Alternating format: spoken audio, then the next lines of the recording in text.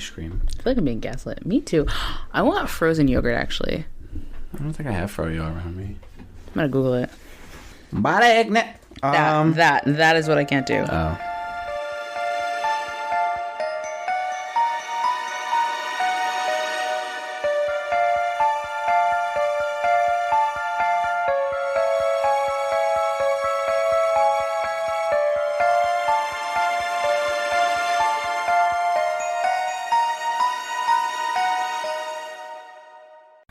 Hey, podcast besties. Hi, podcast besties. New day, new sleigh. I love that. New day, new sleigh. Yeah.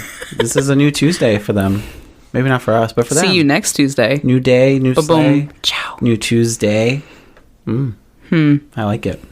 See you next Tuesday. Rolls off the tongue. Hey. Watch it. I just said that twice. Oh, I didn't hear it the first time. Oh, cunt. There, three times. Hey. We're going to censor that. We're going to do that. Yeah, we're not. Welcome to episode 11. That's an icky word. That's my favorite word. Oh, I'm sorry. I forgot. No, it's icky. My swearing is off-putting. I forgot. I should be off-putting. I've made that joke a lot. You have. Well, welcome to episode 11. It's 11. Yeah, welcome to episode 11. We're here. We're still queer. Yes. And we're back with more stories. Today, I have a true crime story. And what do you have today, Paul? Today, I have a conspiracy. A conspiracy. It's kind of a stretch, but I make the rules. Yeah. So, it's fine. Yeah, I make the rules, you follow them. Yeah. Right, exactly. Yeah, right. So, another day, more episodes, some good stuff coming at you.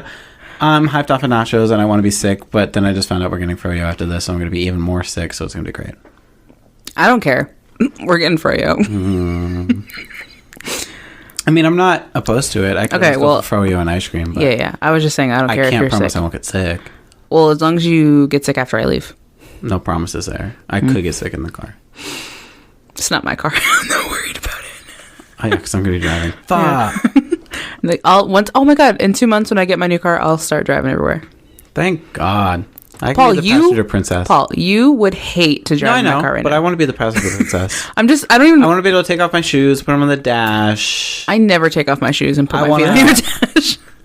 I just buckle and then I sit there like, and then you hit curves crazy and I go, I'll be that passenger princess that takes your keys with my toes and like turns the car on for you. Suddenly, you're not allowed in my new car. Have you ever seen those TikToks? Yeah, and I fucking hate them. It's funny. Oh, that's you rubbing yourself. I was like, that's when I was like, what's the issue? It sounds like it's like coming from over there. I was like, what the fuck is that? I don't have any ghosts today. I hate feet. I hate them so much. Same. Yeah. But that's fine. Yeah. So when I get my new car, I'll start carting you around. Gotcha. Okay. Where are we going? To Chippy. To Froyo. Haven't had Chippy in a bit. Sure, we really haven't had Chippy in a bit. That'll be the first trip in the new car. I still have that $5 coupon. It hasn't expired yet? Coupon or coupon? Coupon. Coupon. Extreme couponing. Yeah. Every time I think of couponing, I think of Renata from the Red Store. I was like, what are you talking about? But yeah. And I was always warned about her. I miss working at the Red Store, and I miss before they were up to date on her couponing because she would just give us free stuff. I never got free stuff. I used to get free stuff from her all the time. I think that's a little homophobic. Yeah, I miss it. Well, it's because when a certain manager started, they really cracked down on making sure that we weren't doing that. You're a certain manager. I know what you're talking about. Oh, okay. I was with you. All right. Just make sure. Yeah. And then I had to crack down on it, which is so annoying. Because then you have to point out... See, the thing is, people just don't understand how to read the fine print. And they just feel like if they don't read the fine print, that nothing applies to them. But it does. Because if it says only one coupon per transaction, they'll try to give you 3 and be like, why isn't it working? It's the same thing. And be like, well, if you read in these bold fucking letters at the bottom where it says 1 per transaction, what do you expect is going to happen? Like, we're not just going to override it. If the computer, see, my philosophy was, if the computer does it, I'll let it happen. But if the computer doesn't do it, I'm not going to force it. That's why Paul was the boss. Just follow the rules. It's not that hard. But for a company like the Red Store, following the rules gets you nothing because they'll fire you for literally nothing. So it's like, might as well just. I'd rather follow the store and just fight with people because I just like fighting with people, especially when I'm right. You know, I like fighting people. That was my fucking thing. They'd be like, "Can I speak to the manager?" I'm like, "I'm the manager on duty, babe." No. You'd be like, yeah, let me go get them, and then you could just pick up the phone and just pretend to have a conversation and turn around and be like, "Hi, I'm the manager. How can I help you?" It's just got personality shift. It's just put the little extra emphasis by picking up the phone and putting it up to your ear and making it sound like you're calling them, and then turning around and be like, "Hi, I'm the manager. How can I help you?" Just you'll be here in a second. Okay, great. Oh, I see you walking up the aisle. Oh, great. Hi, I'm the manager. Yeah, you just say all that out loud, and you turn around and be like, "Hi, how can I help you?" And they'll be too stunned to speak. Yeah. And you might just I'm still riding the high of the time that some lady gave me a shit ton of coupons, and she wanted to go through it. Like, would not go through. Like, they were all expired by like a month. So I was like, yeah, these are expired. They're not going to go through. She's like, well, let me talk to your manager. And so I just like stared at her for like 3 whole seconds, and I was like, I'm the manager, and they're still not going to go through. And she immediately lost her eyes. She's like, oh, I didn't realize you were the manager. I was like, yeah, I'm the manager on duty.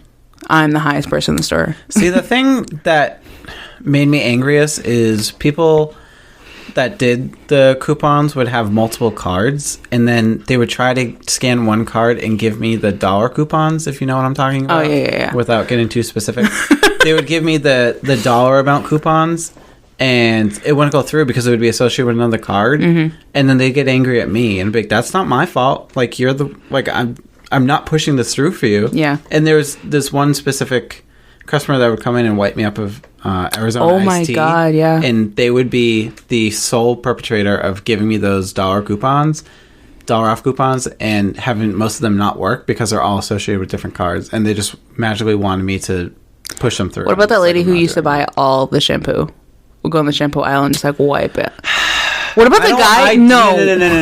I don't want to talk about that. And she makes me so angry because that was my department that I was looking over. It's been like a year and a half since you I forgot all about almost it. 2 years, actually. You're welcome. Now we're just going to go on a tangent about the store on this podcast because I love that we're just like dropping bombs about what store it is, but we have not said the name, but it's very obvious if you listen to what we're saying. People understand.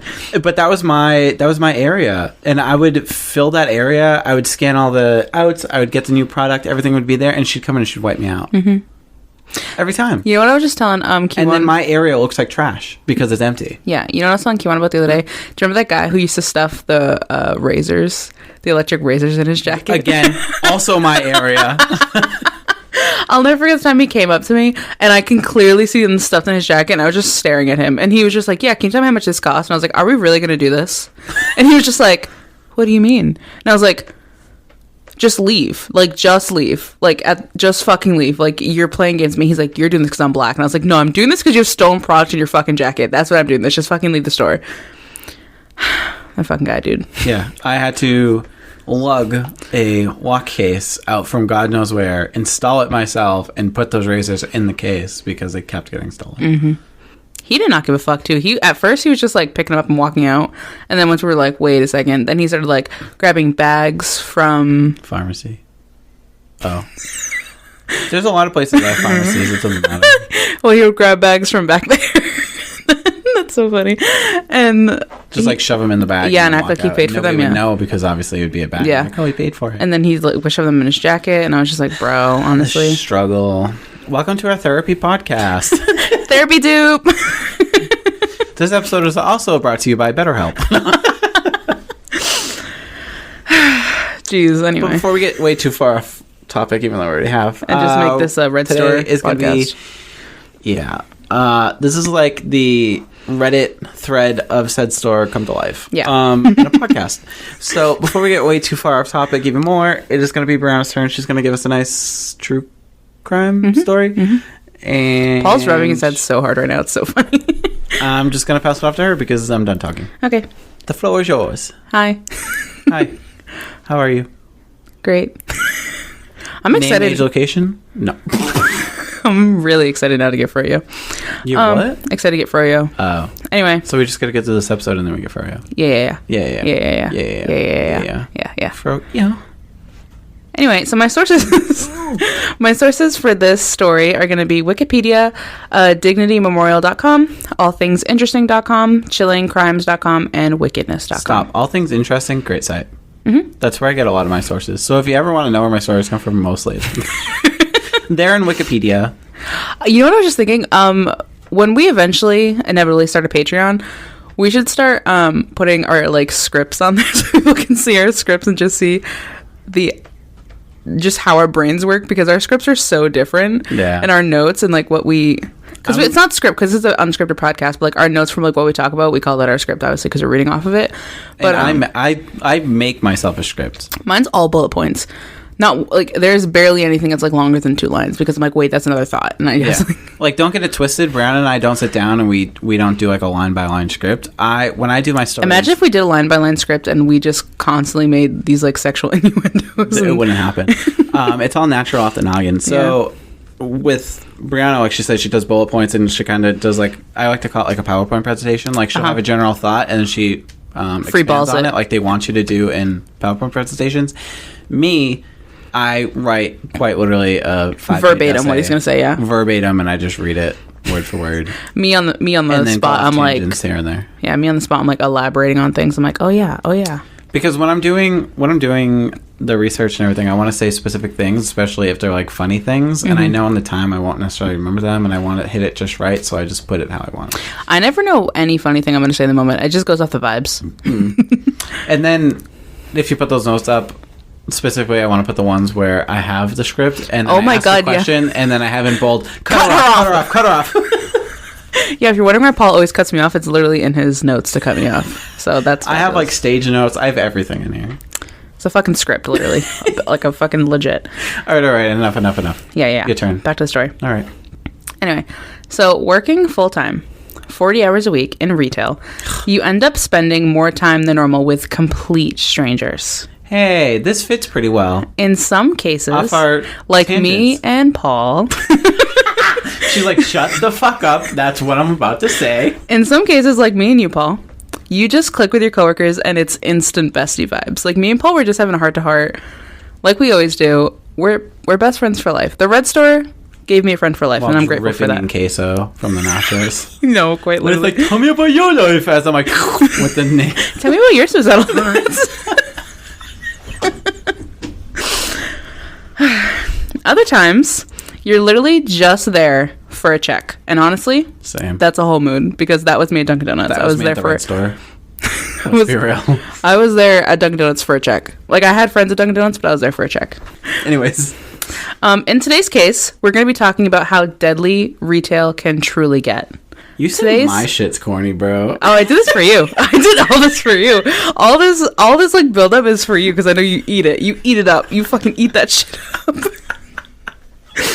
Today's true crime case is the Lululemon murder. Nice. Speaking of Lululemon, I saw TikTok the other day. It was a different podcast. I have no idea what it was. It's just a random TikTok on my doom scroll.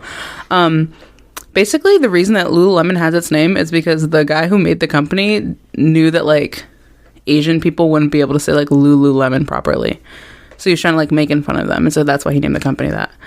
Huh? Yeah. Granted, I support them. I did see that. I mean, we don't support them. Oh. I did see this off a random TikTok on a random doom scroll on a random podcast, so I don't know the facts about it, but that's what I saw, so that's what I'm saying. Dang, I was just about to say, I've been looking at Lululemon every time I go by the store, because it's near where we work. And I look at some of the stuff, I'm like, it's kind of cute, and they have guy stuff, and I was like, oh, I should go in there one day and see, but now I don't think I want to. The store that I now work at, there's like a bigger Lululemon there, and that Lululemon kind of looks like this Lululemon from this story. I was thinking about the other night when I was shopping. I was like, Anyway. So, before I like get into like the nitty grittiness of this story, I just want to give a trigger warning. Sexual assault is brought up in the story, and then it also includes a very brutal graphic murder. So if you're not comfortable with things like that, skip ahead to Paul's story. Take care of yourself. There's nothing graphic in my story, I can tell you that. Yeah, skip to the conspiracy, have some fun. But yeah, it is. My conspiracy actually is very fun. I know, I'm excited. Surprisingly, this episode we actually know what we're both doing ahead of time, because we like talked about it. Because again, I got this. I was already planning on doing this, and then our unpaid research assistant Nora that we always talk about. I I say unpaid because they literally just like, can I give you research? And I'm like, sure. We won't say no. Yeah, literally, we won't say no. And so we have like a spreadsheet for them to put information on so we can like pick from it whenever we don't know what to do. And as I was already planning on doing the story, they put it on there. And I highlighted it in bright blue. I was like, Breana's doing this one. Mine. Don't pick it. Yeah. So Jana Murphy was born on November 22nd, 1980 in Wichita, Kansas, to parents David and Phyllis Murray. Every time I hear Wichita, I think about Zombieland. I think of tornadoes. I don't know why. Sorry? Kansas. I think of tornadoes because of... Oh, I thought you were saying like alligators. I was like, wrong part of the country. I think because of Wizard of Oz and then tornadoes. I think of Wichita. I think of Zombieland because one of the names is Wichita. And then I think the movie Twister goes to Wichita, Kansas at one point. I don't know. So I just always associate like Kansas and like Wichita, like that area with like tornadoes. Jana attended St. Louis University in Madrid, Spain, as well as George Washington University in Washington, D.C.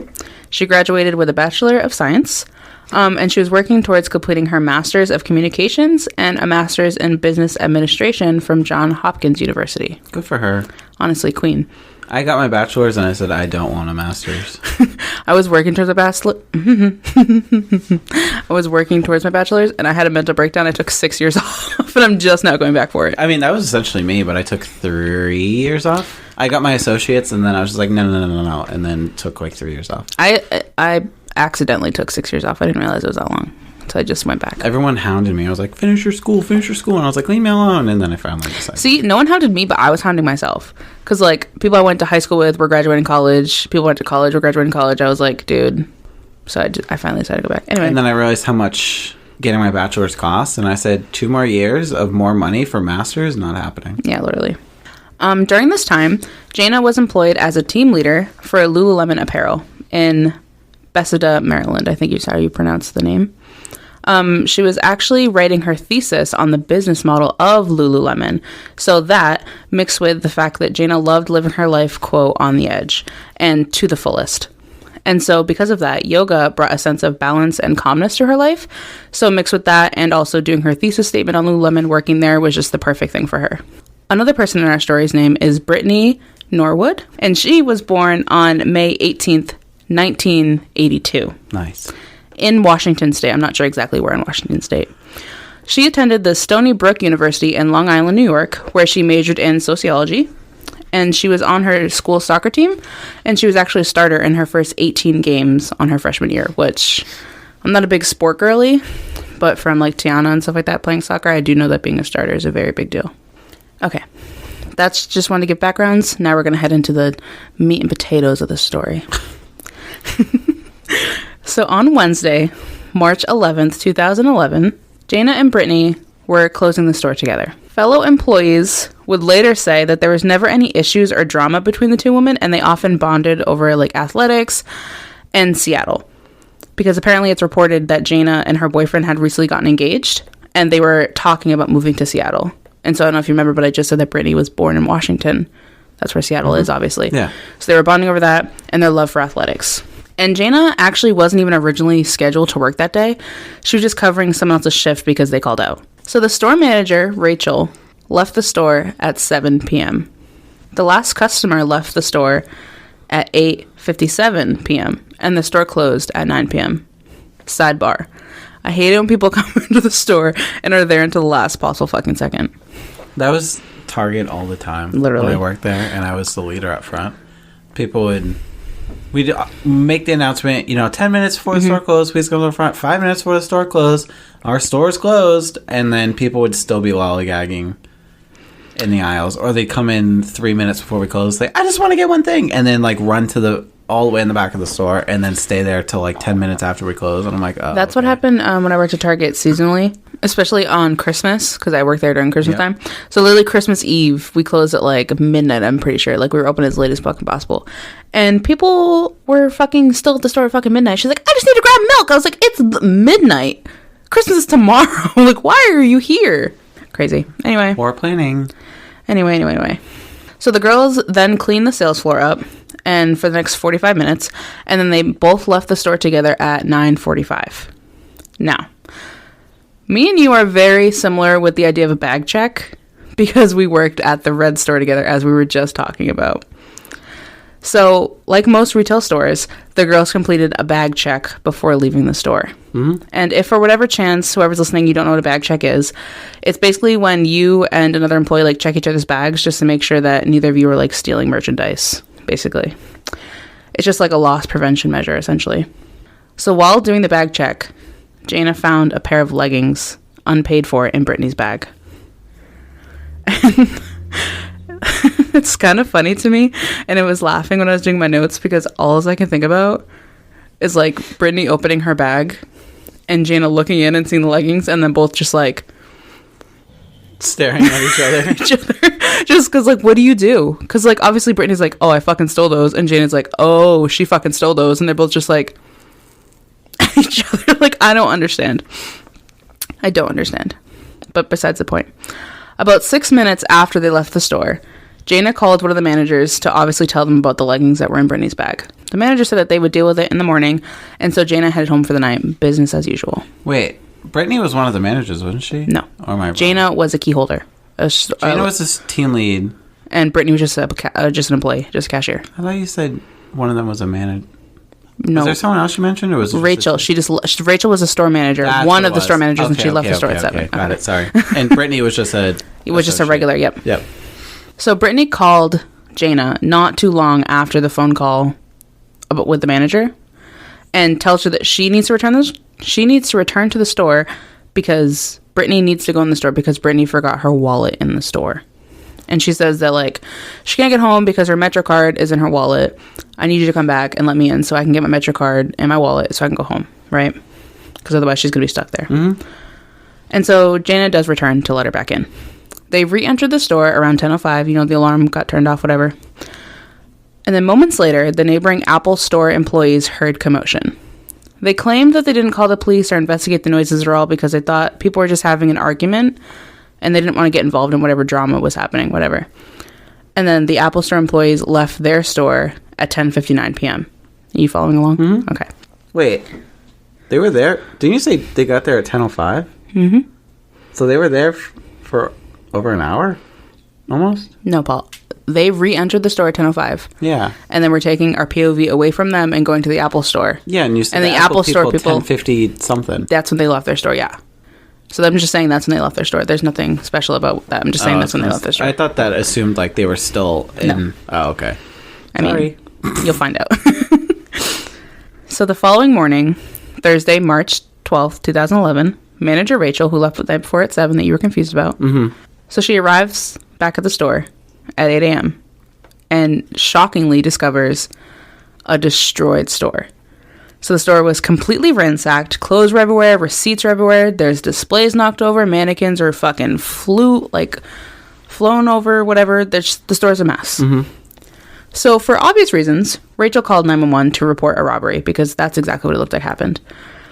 It's reported that before calling, she heard somebody moaning in the back because she was like, hello, as soon as she like realized the store was trash, and someone moaned in the back, and she was like, nope, fuck that. And so she called 911. And so she leaves the store, calls 911, and then as she's like standing outside, a guy who worked next door at the Apple store, his name was Ryan, he sees her standing outside and like goes up to her and is like, are you okay? Because he sees that she's like nervous and stuff.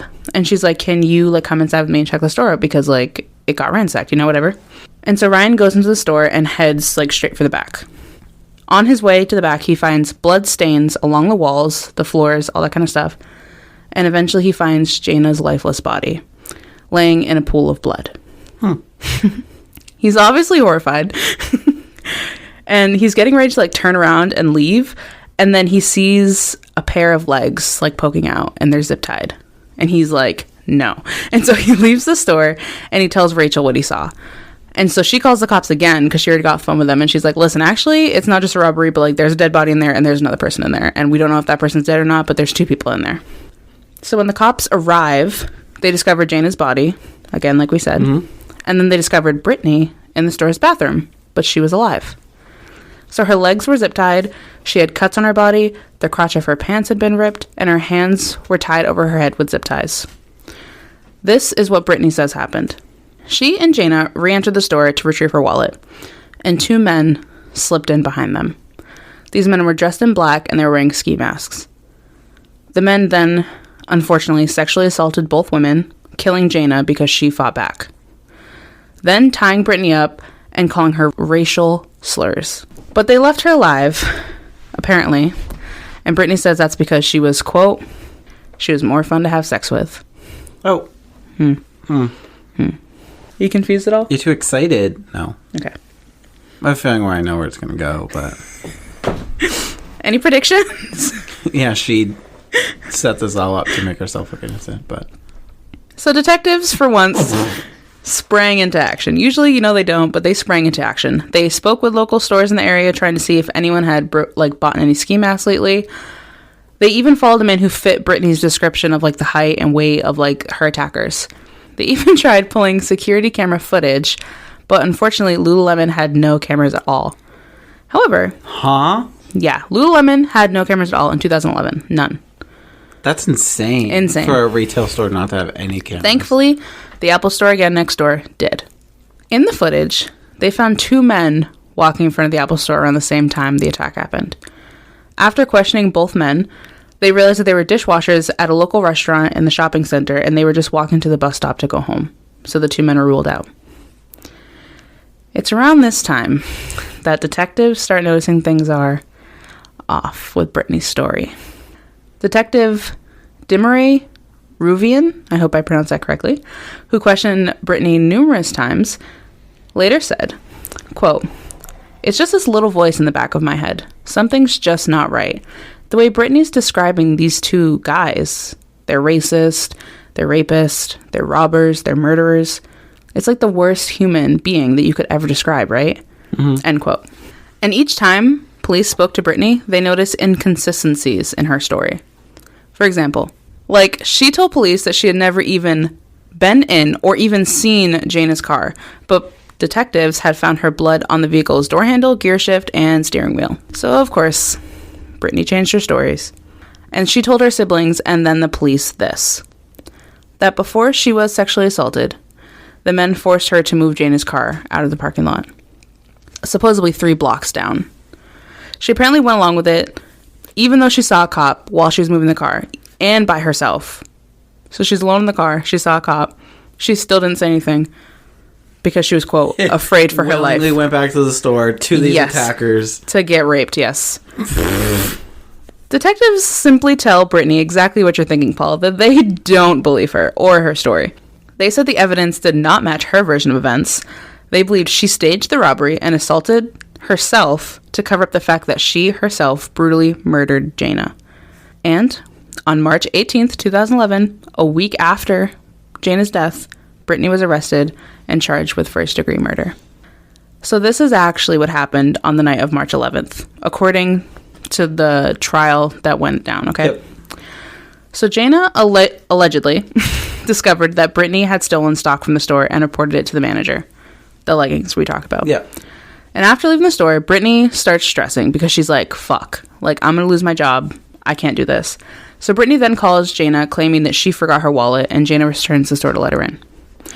Once inside, Brittany attacked Jaina, injuring and stabbing her a total of 331 times. Huh? That is correct, Paul. 331 times. Wouldn't you get tired? She did it with at least 5 different weapons from inside of the store, including a hammer, a knife, a merchandise peg, a rope, and a box cutter. At least those 5. Huh? How do you stab someone with a rope? Well, I'm assuming that she just because it's 331 wounds. So it's not specifically stab wounds, but it's wounds. Got it. Jesus. So it's a mix of everything. So she probably had ligature marks or choked her with it or something. She attacked her. She tore her the fuck up, and not in a fun way. So Jaina's head and face were badly bruised and covered in cuts. And it was actually so bad that her parents couldn't even have an open casket for her. They had to be a closed casket. I was going to say, I can't imagine they could. Yeah. And the blow that ultimately killed her was likely a stab wound to the back of her neck that severed her spinal cord and went all the way through her brain. Ugh. Mm-hmm. You look so uncomfortable. I am. Yeah. So after the attack, Brittany moved Jana's car into the parking lot 3 blocks away. She then sat in the car for 90 minutes. That's an hour and a half. Yeah, she's probably like, what did I do? Trying to figure out a way to cover up the murder. That's exactly what she did. So, after sitting in the car for 90 minutes, she goes back to the store, and this is what she does. She takes money from the register, slices open her own forehead, cuts a gash in Jana's pants to make it seem like she'd been sexually assaulted. She then takes a pair of size 14 men's shoes that were from the store, dips them in the puddle of blood, and walks around the store with them to make it look like a man was in the store. Mm-hmm. She then finally tied her own hands and feet with zip ties and settled in the bathroom to wait until morning. And something that was in the investigation is actually the way that the blood, because she obviously gave herself surface wounds, the way the blood was on her forehead. When she was found, she was laying down, but the way the blood dried, it looked like she was sitting up when it happened. So it looks like she wasn't laying down all night like she claimed that she was. So throughout the investigation, it became very clear that Brittany had a habit of stealing and lying. She had previously left a hair salon without paying, claiming that someone had stolen her wallet out of her bag. Also, Brittany's former soccer teammate, Leanna, said, quote, "She was my best friend in college.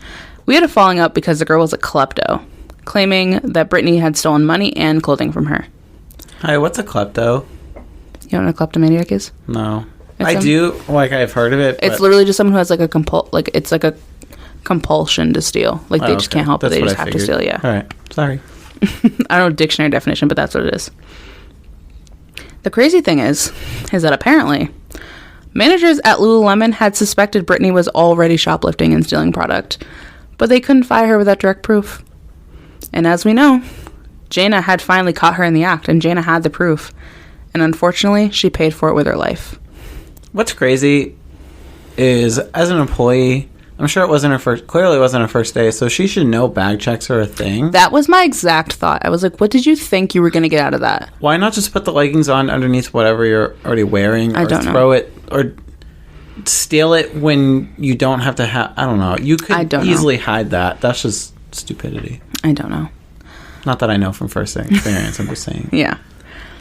And I just want to say that not once during her trial did Brittany or her team deny that she murdered Jana. They did, however, argue that it was not premeditated. So under Maryland law, premeditated murder can happen within seconds. So what normally, throughout the country, premeditated murder, I could not say that, is usually something that, you're planning out in advance. So they're saying that in Maryland, it's the law that it can change from premeditated, into a matter of seconds. So the fact that it just did. So she was then found guilty of first-degree murder and sentenced to life in prison with the possibility of parole in January of 2012. And she was sent to the Maryland Correctional Institution for Women. So Jana lost her life that night in the most brutal way possible for literally just doing her job. Jana's family lost a light of their life, and they have opened a nonprofit for her in her memory called the Jana Troxell Murphy Foundation. It is a nonprofit that is dedicated to the interests that were most important to Jana, which were academics, athletics, travel, and the fine arts. And that is the unfortunate story of the Lululemon murder. Over a pair of leggings, huh? I know. I went through that really fast, but it's basically just all over a pair of leggings. And the point you just made is so valid, because I was thinking of the whole time I was doing notes on it, they're going to do a bag check. If this was your first your first shift, or you were never shown the bag check thing, I guess that would make sense. You throw in your bag, I concealed it, and you just didn't know they were going to do a bag check on your way out. But you've definitely have gone through this before. Exactly. So you obviously know she's going to check your bag. I knew that from day one of working at the Red store, that and you know what's crazy? Always do bag checks. Yeah. And you know what's crazy? It's she didn't want to get fired for stealing leggings, so instead she brutally murdered her coworker and is now serving life in prison and is obviously fired from her job. That's also crazy too, is she murdered so she could essentially keep these leggings without anyone knowing, and if by chance she got away with it and her plan worked, she would go back to work and just do everything like normal. but now you're living with the fact that you quite literally murdered somebody. So even that baggage alone. And I'm going to tell you right now, doing research for this, I saw pictures of the blood trail in the hallway. And when I tell you that she was painting the walls red, like, there's so much blood and blood splatter in that fucking hallway going to the back room. I'm sure there was. Like 331 wounds on her with at least 5 different things that I named. Like, she did not deserve that just for simply doing her job. She had such a future ahead of her. Like, it's just insane to me. I can't get over it. This is like the perfect reason though of like why every time I like start a new job or I get new coworkers, I'm like on fucking high alert because I'm like, fuck you, dude. You come at me, I'll go down swinging. You know, it's always crazy because when we used to work at that store, we were always told we couldn't be in the building alone, and especially like when we closed because safety and stuff. But it's like, damn, now I don't even know if I want to be alone with one other person. Why was that me with Chris? I'll name drop. I don't give a fuck. Why was that me with Chris? The name drop is outrageous. It's not like he listens to this. I guess, but still. I don't care.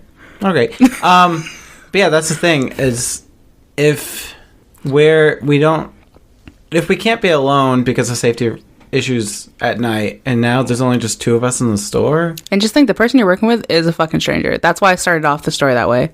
Yeah. Because like you're supposed to be like trusting your coworkers to keep each other safe. I'm in the store with the stranger no matter what, whether it's a customer or it's someone I work with. They both can equally do outrageous things like that.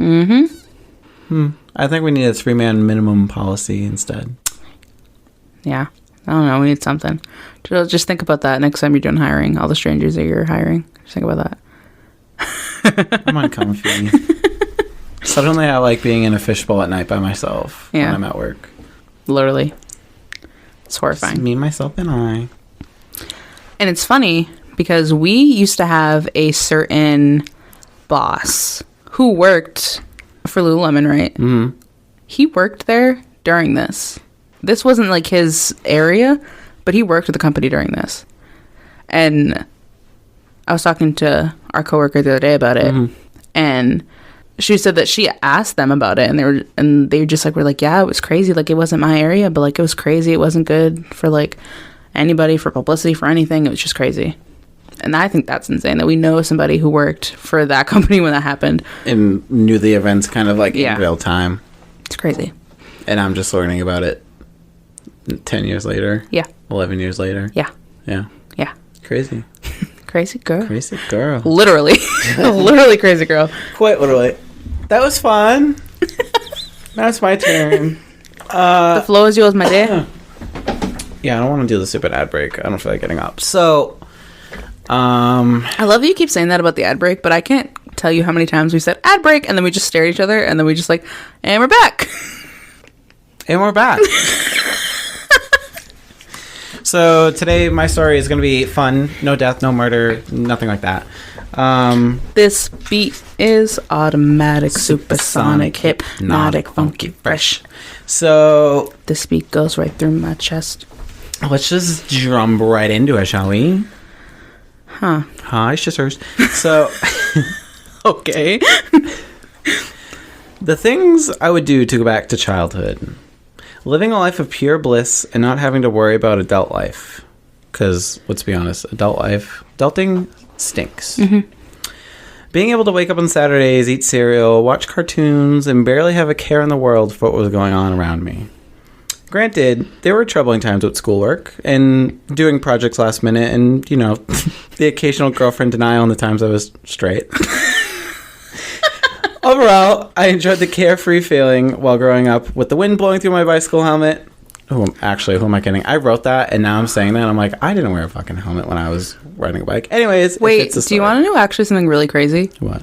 So, I have really bad migraines, right? Obviously. Mm-hmm. One time, I was riding my bicycle. I was in elementary school. I don't know how old I was, but it was like 3 houses from where I live now. Like 3, whatever. I was riding my bike and my chain just flew off my bike, and so my bike just stopped fucking moving. Nice. And I flew over the handlebars, and I smashed my head on the pavement, no helmet. Like, I swear to God, 10 times. Ugh. Mm-hmm. I still have, like, kind of, like, like right here in the front, it's still kind of like a little bit of a lump from it. Mm-hmm. But I'm like convinced that that's why I have such bad migraines, that I had some kind of like traumatic brain injury. That could be it. Yeah. TBI. Mm-hmm. But yeah, I will never forget smashing my head off the pavement that many times. Dang, you needed a helmet, girl.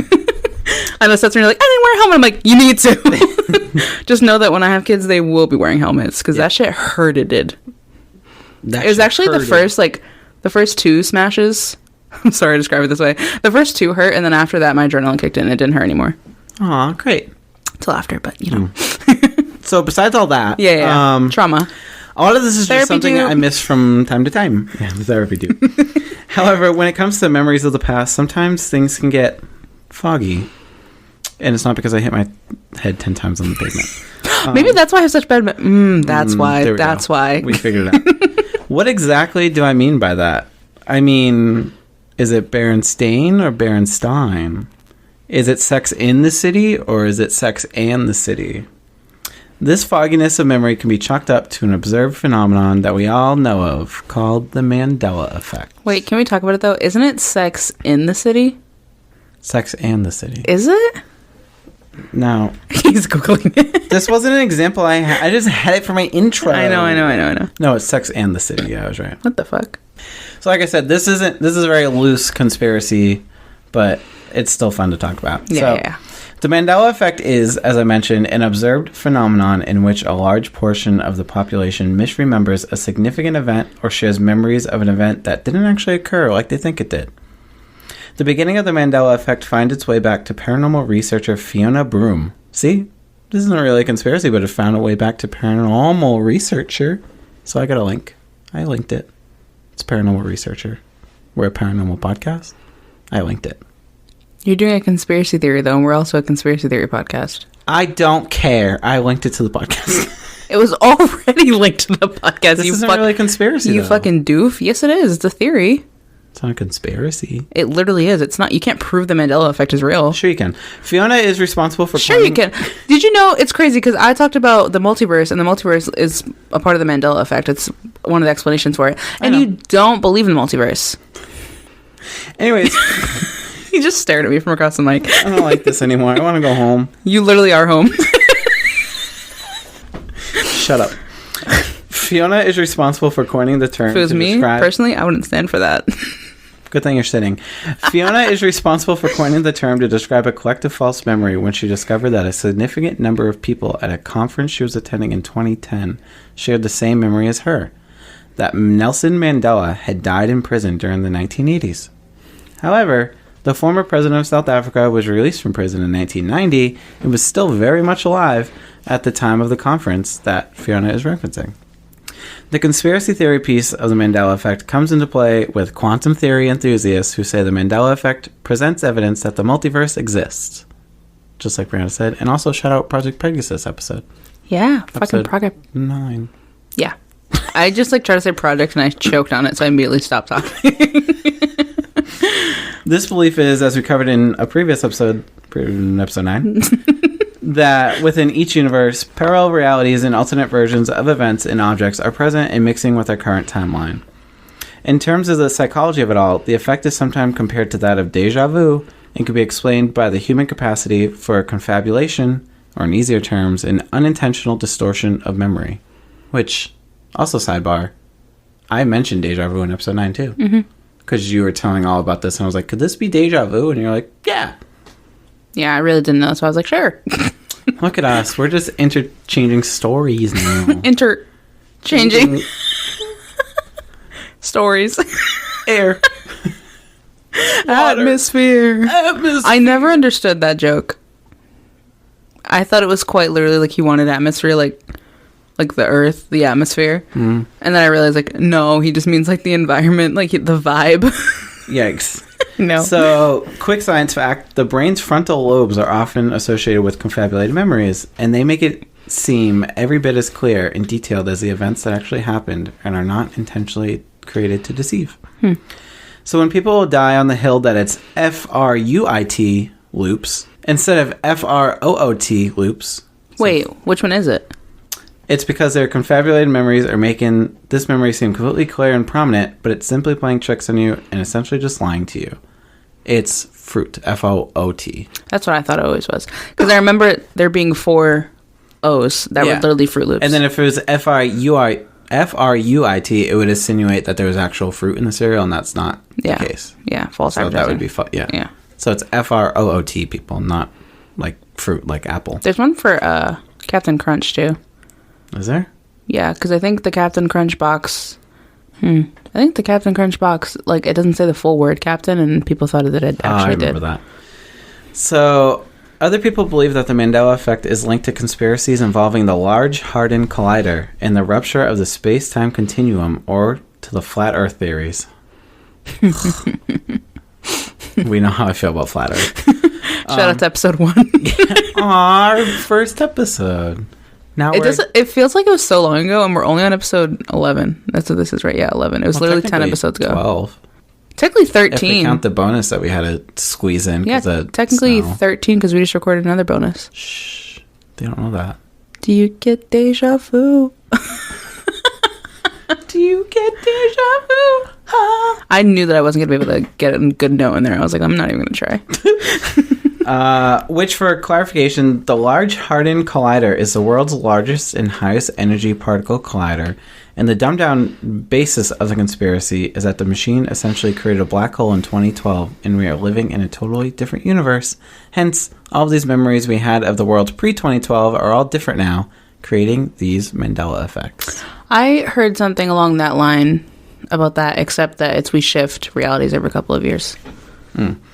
This particular theory, I know there's a bunch of different ones, especially involving this machine, but 2012, like the whole Mayan calendar thing, was actually relating to this, and they found a particle that created like a big whatever and created a black hole and sucked us into a new universe. And that was essentially like the end of the world for us, in a sense. If only it was actually the end. So while I have the Mandela Effect under my conspiracy episode today, the biggest difference between the two is that the Mandela effects do not attempt to make or find any answers. Some other characteristics of the Mandela Effect include the occurrence of false memories, false contextualization of an event that occurred, ignorance of linguistics or remembering words spelled incorrectly, and distortion of existing memories. It's funny that you talk about spelling because I can't spell anyway, so that doesn't mean anything to me. When it comes down to it, thanks, autocorrect.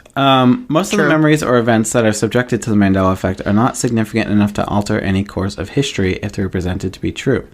Because realistically, if it was sex in the city, it wouldn't make a difference. You know, they don't hold too much value there. Yeah. But, however, they hold a strong enough hold on the population to create panic and, in essence, create conspiracy theories all by themselves. With the internet as huge and prominent as it is today, it's no surprise these are popping up all over the place, as there are limitless ways for the Mandela effects to gain traction throughout the masses. Now, enough of the boring backstory stuff. Thanks. Let's talk about a list of popular Mandela effects that are out there and running rampant. Heck yeah, let's go. This is how I'll end today. Yeah. We'll go through these and see what you think. Yeah. So, for the first one, did Curious George have a tail in the books and movies? I swear to God he fucking did. I loved Curious George growing up, and I used to like have the books. I used to watch like the movies, even that little TV show they did for a little while. I swear to God he had his fucking tail, and he doesn't. He doesn't. And I think when I think back to it, for some reason, I don't remember him ever having a tail. And I think the only reason why I say I do is because I just think of like the barrel monkeys. And then for some reason, the barrel monkeys obviously have the long tails that connect and stuff. And that just makes me think Curious George just has a tail. To me, though, I vividly remember him like grabbing a banana, though, with his tail. See, I don't. I don't know. Mandela effects make my brain hurt. I truthfully didn't watch Curious George or get too much into him to know. I did. I loved Curious George. And the one that messes me up personally is, did the Monopoly Man have a monocle or not? He fucking did. I swear to God he did. Swear. I will die on this hill. He did, because I love Monopoly. Monopoly, if you know, you fucking know. I love Monopoly. Stacia, every year for my birthday, used to get me different versions of Monopoly. Like, I had 3 different versions of Monopoly at one point. Like, the digital version, I had so many of them. He had a fucking monocle. And they were like, you're getting it mixed up with the Peanut Man. No, I'm not! Oh, true. I didn't even think about that. No, I'm not. No, he had a monocle. Shut up. She was like, no, stop. Yeah, so he doesn't have one, which is crazy to me. I always thought he did. I don't believe it. Is it the Flintstones or the Flintstones with 2 T's? Personally, I don't know because I can't spell, and it doesn't make a difference to me. So I don't know. Yeah, but when you would say, like, oh, let's watch the Flintstones, what would you say? I would just say Flintstones, like Flintstones gummies. Like Flintstones or Flintstones? Flintstones. With 2 T's? Flintstones. No T. Flintstones. I don't know how I'm supposed to say it. Well, for everyone else, there is 2 T's. It's Flint stones. Flint stones. Like Flint, Michigan. I think this one... Is Flint, Michigan still having a water crisis? Huh? Is Flint, Michigan still having a water crisis? Yeah. Huh? Flint, yeah? Flint, Michigan? Still? Yeah. It's been like 5 years. They never fixed it. What the fuck? Wait, you think our government's going to fix it? Speaking of Michigan. Okay. Who's our listener in Michigan? If you're listening to this, can you please tell us? We're so curious. Yeah, we had a random listener from Michigan, and I have no connection. We also have someone from Hawaii. I'm very curious about that, too. Yeah, so hey... you should all chime in and tell us what states you're listening from, because we want to do like a map of all of our listeners, because we have a decent amount of states already. Yeah, so comment somewhere and let us know. Be like, hey, I'm the Hawaiian one, or just like, hey, I'm the one from Michigan. I just want to know. I'm nosy. We're just curious. Anyway. So I think this one isn't necessarily a misremembering as much as it is just kind of linguistics, because when you say I know when I say Flintstones, I just say Flintstone. Like, I just naturally drop that second T. I never say, like, Flintstones. People just want to say Flintstones in, like, one... Oh, so like how I just said it? Yeah, as opposed to say... Because if you say Flintstones, you kind of stop. Mm-hmm. People just want to blow right through the word. Yeah. Because we're all about, like, fast-paced, like, just get it done. Yeah. Snort some Coke. I was going to say, I just done a lot of Coke. That's what that noise was. So I feel like this one is more just... linguistics as opposed to you keep saying linguistics false. And I want to say linguisa. I have linguisa in the fridge. So that's my 2 cents on that one. So is it Looney Tunes, like tunes like music, or is it tunes like cartoons? It's OO. You're lying. It's tunes. You know you're lying. It's tunes. It's OO. TUNES. No, it's OO. Looney Tunes. No, it's OO. Tunes. I'm telling you, it's OO. It's no. It's not up for debate. It's not. It's not. It's not TON. No. Yeah, it is. It's OO. No, it's not. Yes, it is. No, it's not. I don't know what universe I'm from, but I need to go back. I'm sick of this shit. Yeah, so it's Looney Tunes, TUNES, not TOONS. I mean, obviously, that doesn't even make sense. Obviously, double ONS makes sense because cartoons, but that doesn't even make sense. There was a reason for why it's TUNES, and I just decided not to read it, so I can't tell you. If someone's gonna make Mandela effects and change shit, they need to make it make sense. Because the shit not making sense makes it so obvious. I'm sick of this shit. Send me back. So cut the cameras. For the next one, in Snow White, the evil queen says what to the mirror? Isn't it that you think that she says magic mirror, but she actually says mirror mirror? What does she say? What is it? If you were to remember the movie, what does the evil queen say to the mirror? From my knowledge, I think she says mirror mirror, but I think she actually says magic mirror. Correct. Yeah. So everyone thinks it's mirror mirror on the wall. Do you have the Star Wars one on there? Yeah. Okay. And it's actually magic mirror on the wall. Listening back, like that one makes sense because like it's easily could just be misheard. Because what is it when something was like onomatopoeia when it's like the same thing? Yeah. Yeah. So that's alliteration. I don't remember. I don't fucking know. I'll be honest. I don't know. One of the two. Someone tell us. I feel like it's very easy to just mishear it. So that one to me makes sense. Yeah. So it's magic mirror. Especially when you're watching as a kid, like you're not listening to the words. You're just looking at pretty colors. Yeah. So you know the good old smelling room freshener Febreze, right? How do you spell it? Oh my god. I don't know. How do you spell it? How do you think you spell it? I don't even know. I can't Febreze. How do you spell Febreze? What part am I supposed to be spelling? The whole word, Febreze. How would you, if someone said, write down the brand Febreze, how would... I think phonetically. Okay, spell it. No. What do you mean? You spell it. You spell it. No. Why don't I don't like being put on the spot.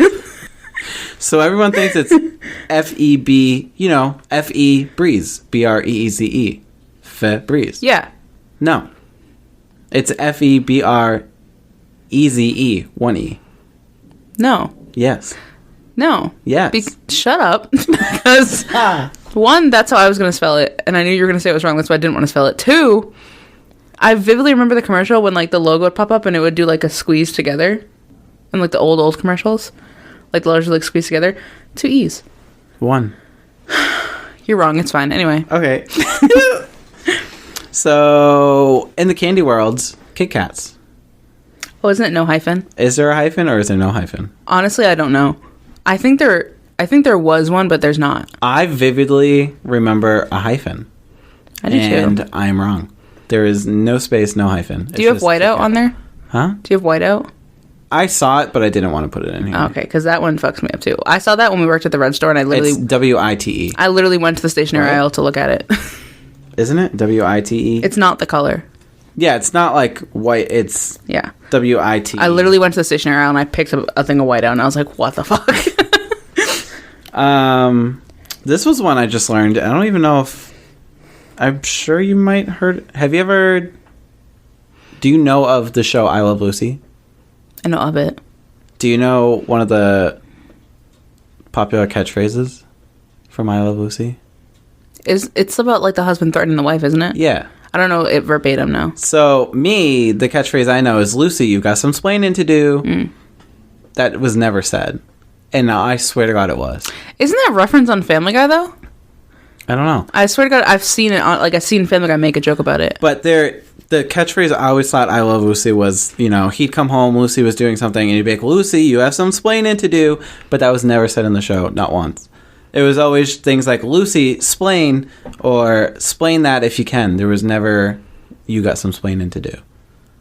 That's weird. Which I found out doing this, and I was just like, you're wrong. And I went back and tried to find clips, and I was wrong every time. And it made me so upset. I was going to say, how did you feel about that? Because you hate being wrong. It made me upset. So, this one you already spoke of. So, what is Darth Vader? What is one of his most famous lines? Luke, I am your father. No. It's not. And I know you already know that because you... Yeah, I already brought it up, yeah. Yeah, so we all think he says, Luke, I am your father, but that's not true. He actually says, no, I am your father. Which I feel like is another thing, just like mishearing it. But it's so interesting that, like, one person mishears it and then everybody just runs with it. I feel like that's what it is. I mean, it makes sense. Like, they're having this whole dialogue, and then he just brings back, Luke, I am your father. Yeah. It's weird. But I guess if he was saying, like, you killed my dad, and he's just like, no, can I be honest for a second? Dad. I've never actually seen Star Wars all the way through. Your dad. So You're not my dad! Fucking ugly ass fucking... I've never seen any Star Wars movie all the way through. Ooh. And honestly, if anybody wants to fight me on that, we could fight about it, but I don't care. That's okay. Zach would fight you on it. Hi, Zach. I was like trying to think about who Zach was. This one's fun because we've talked about this at work before. Okay. How do you spell Chick-fil-A? Chick-F-I-L-A. But, like, is it chick as in C-H-I-C-K or C-H-I-K? It's K. No C. So C-H-I-K. Yeah. So almost like chic-fil-A. Yeah. No. It's actually chick, like chicken. Whatever. So it's C-H-I-C-K-F-I-L-A. Wrong, but whatever. That's fine. No, I'm agreeing with you there. That's absolutely wrong. I was going to say. It's definitely chic-fil-A. Yeah. Because I remember seeing C-H-I-K and being like, why is it spelled like that? Yeah. Weird. But then I remember just looking one day, like, I think we were getting food at the Red Store, and I was just like, oh, we're going to get Chick-fil-A. And then I searched up C-H-I-K, and I was like, C-H-I-C-K. And I was like, that's weird that you spelled it wrong on DoorDash. And then I looked on Google, and I was like, that's weird you spelled it wrong on Google. Like, you go to the store, it's weird you spelled it wrong on your own store. Like, it's weird that you, the CEO, spelled it that way when that's not how we agreed it was going to be spelled. Weird. Oh, this one you might not know. Because this one I found out too, and I didn't even know it was a thing. How many and what are the major oceans of the world? The major oceans? Yeah. How many are there and what are they? If you know off the top of your head. Including the seas, right? Is that what you're including? Like the Black Sea, Indian Sea? No, like major oceans. Just major oceans? Yeah. Honestly, couldn't tell you. Like Atlantic, Pacific. Those are the only two I can think of. I can't think of anything else. And then I like the Indian Sea, the Black Sea, the Mediterranean Sea. Those are the only things I can think of. So, when I was in school, I learned that there were 4 major oceans. There was Atlantic, Pacific, Indian, and Arctic. It was just the 4. Fucking hell. I found out there's fucking 5. What's the 5th? The Southern Ocean. Where is that? Southern Arctic. Wrong. What do you mean Southern Arctic? That's like the southern. That's as southern as you get is the Arctic. Yeah. There's 5. There's apparently 5. No, because there's the Arctic Ocean, right? There's the Arctic Circle, which is the complete bottom. Or if you're a flat earther, it's the rim. It's the complete bottom, and then around that is the Arctic Ocean. So what is the... I don't understand. Where does the southern part come in? Because it's as southern as you can get. That's as low south as you can get. I'm upset. I'm upset. I'm really mad that I forgot all those oceans names. You said that, everything in my brain went... I said, oh... I don't know if it was just because like it was recognized after it had to have been main schooling for us at least, but yeah, they do it all the time. I learned the 4 oceans and now there's 5. They do that. They count the change shit all the time. A separate ocean from the Arctic Ocean. You know what they never change though? That the mitochondria is a powerhouse. Also. I wish they would. I like choked on that word. Yeah. So this one's always a fun one, and this is also another one I'll die on the hill on. Does the Fruit of the Loom logo have a cornucopia? Yeah. Yeah, I vividly remember the commercials where they were like the big fruit. Remember they would do the commercials? Well, yeah, there's a big fruit. Yeah, and they would at the end the cornucopia would be a. No one else can see me obviously but Paul, but I'm putting my I'm she made showing the shape him of what a cornucopia would maybe loosely look like. I'm showing him where it was on the screen. It was right above their heads, and it said "Fruit of the Loom" cornucopia. I swear there was a cornucopia. But there's not. I think they just changed their logo and they're just gaslighting everybody. They just scrubbed it from the internet. To be honest, that's good marketing. Can I be honest with you? What? I would do that. Think about it. That's good marketing. I would scrub the internet clean and just gaslight people and be like, I have no idea what you're talking about. Because if you change your logo and then you say, no, you didn't, and then everyone looks and you scrub it off the internet somehow and they're like, oh my God, they didn't, and it becomes a Mandela Effect, everyone's just going to talk about it. 100%. I agree. So I think it's a marketing ploy. They're fucking with us. I agree. Gaslighting. So actually funny, going back to, I actually don't remember whether it was a bonus episode or whatever. One of the ones we recorded today. You talked about the Scary Movie franchise. Oh no, it was the Bell Witch episode. Yeah. You talked about Scary Movie and oh yeah, I forgot. Have you watched any of the Scary Movie? Like yeah. So in Scary Movie 2, my favorite one is when the house. I don't know what Scary Movie it is, but when he wraps up the guy like a joint in the bedsheet and he smokes him like a joint. I forget. That's my favorite scene. But in Scary Movie 2, you have the butler. Take my straw. What? I was just about to be like, take my strong. You know he never said that. He fucking knew that you were just going to say that. What does he say then? He was never said. He actually just says, take my hand. Or at one point he says, my other hand just isn't strong enough. But in the scene in question, when he's leaning over the railing, like, and the guy's hanging off, he never says, take my strong hand. I can vividly imagine be like, take my strong hand, in that weird little phrase he had. No, I can too. As the guy is on the edge, slipping, he reaches his little teeny hand out and he says, take my strong hand. That's so funny. I was just about to make that joke. He says, take my hand. And he says, my other hand just isn't strong enough. Never says, take my strong hand. Hate it. I know it's wrong. It's fine. Didn't give me a chance to be like, wrong. What is E.T.'s famous phrase? Does he even talk? Yeah. I know he screams. He says me too. He says E.T. phone home. I didn't know that he said that. Yeah. He says E.T. phone home. Oh, no, you're right, because he touches the forehead. Right. But it's not that. It's E.T. home phone. Oh. That doesn't even... E.T. home phone. Huh? That does not make sense. That's what he says. You want the home phone? You want the landline? The cord's not going to reach in here. You got to go in the kitchen. We don't have wireless yet. But that's stupid. Never said phone home. It's always been home phone. But everyone says it as phone home. I think you're gaslighting me. I'm not. I swear I'm not. And another good one. Mickey Mouse has suspenders, right? No. Correct. He doesn't. Specifically the Mickey Mouse Clubhouse, because that's what my sister used to watch.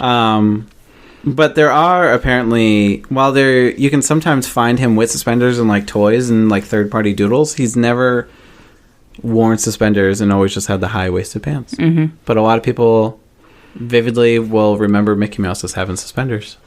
I don't specifically, just because I only remember those pants because I remember the Discord logo I said looks like Mickey Mouse pants. You guys screamed at me for it. Yes, I remember. For peanut butter, is it Jif or Jiffy? Jiffy. It's Jif. My name's Jif. My name is Jif. My name is Trey. I got a basketball game tomorrow. I'm a point guard. But yeah, it's Jif. J-I-F. I vividly remember having Jiffy peanut butter. See, one theory about that is people are meshing Jif and Skippy. No, because I remember the logo and it just said no. Wrong. Anyway, next. Okay. I came to have no shit today. Do you know the song by Billy Ray Cyrus, Don't Break My Heart? My heart, my achy breaky heart. That song? He says, don't break my heart, my achy breaky heart, right? I don't know. Well, a lot of people think it's don't break my heart, my achy breaky heart, because that makes sense. Like, don't break it, like my heart's fragile. It's not. What is it? It's don't tell my heart, my achy breaky heart. That doesn't even fit. So it's the not don't break, it's don't tell. The only song by Billy Ray Cyrus that I know is that song that he says, Ready, Set, Don't Go with Miley Cyrus. Because let me tell you, I was a Hannah Montana. The only one I know is Hannah Montana girl. I'm going to take my horse to the Old Town Road. I'm going to ride till I can't no more. I got the horses in the back. Horse stock is attached. That's what it's like to be built for.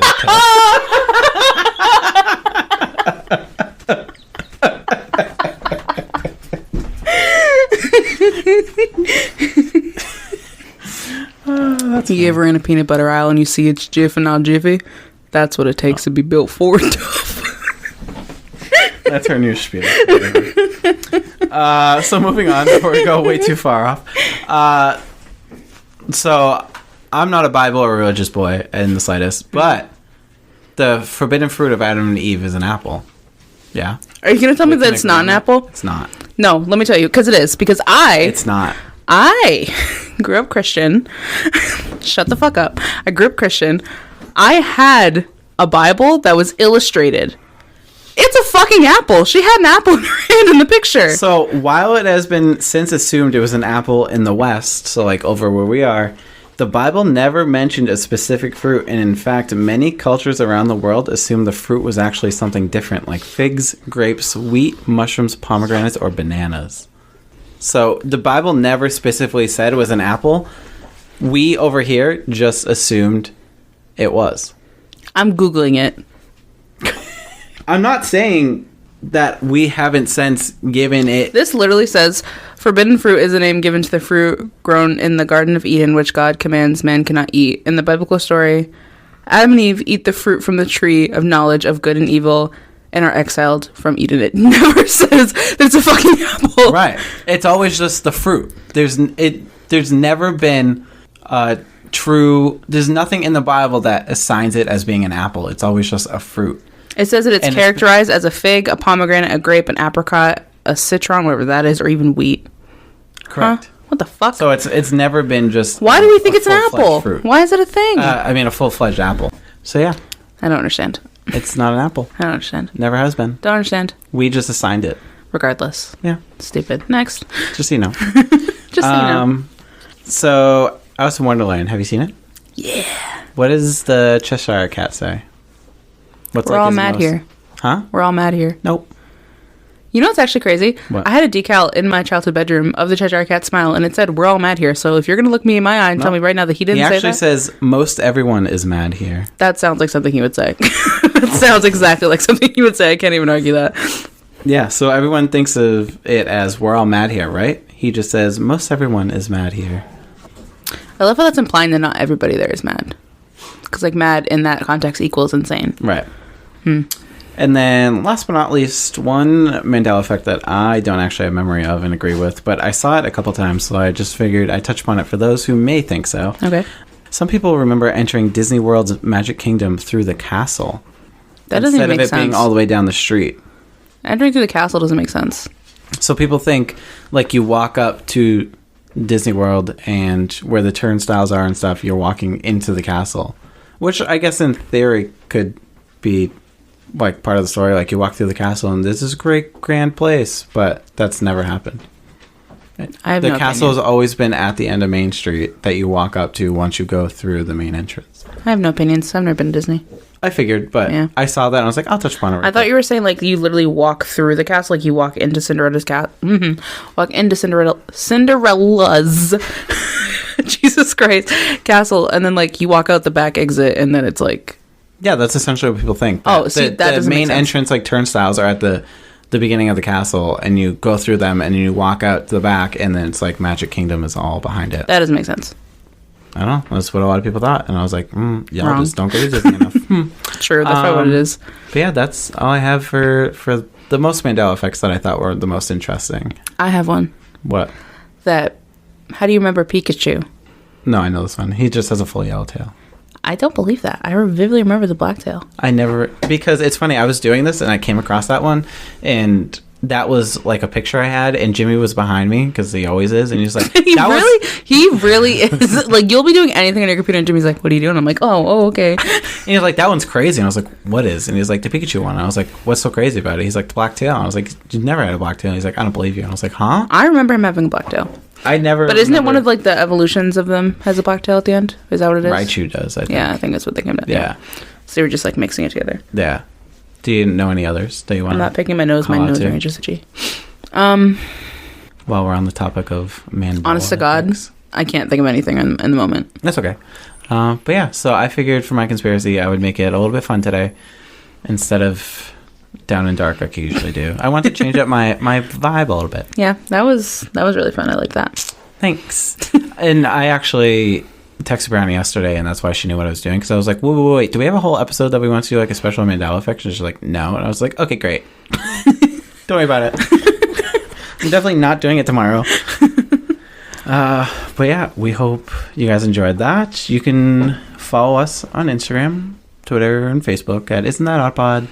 And most importantly, find our podcast on Spotify, Apple Podcasts, really anywhere you get podcasts. Mm-hmm. We make episodes every Tuesday, so if you like the content from today's episode and you want to hear more, because you should, because we're really great, find us every Tuesday on those platforms. Follow our socials. Leave us some comments. Communicate with us. We like friends, so be our friends. Yeah. Please. If you have any comments, concerns, stories you want us to know that we can tell, you can email us at isntthatoddpod@gmail.com. That's my job to look at the email, so you'll be talking to me, but that's, yeah. Maybe on the rare occasion me, but Paul literally never checks our email. I'm like, did you see that? And he's like, huh? I'm like, no.